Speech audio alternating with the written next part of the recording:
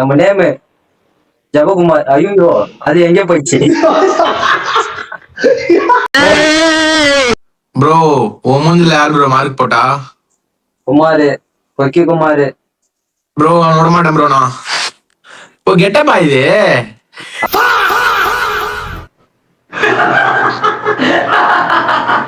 நான் சிரிக்காத சொன்னா எனக்கு அசிங்கமா இருக்கு. விசேரா குமாரு, கொக்கி குமாரு. என்ன கேட்டது இது? புதிய பாரின்னு காமிச்சிக்கிறேன்.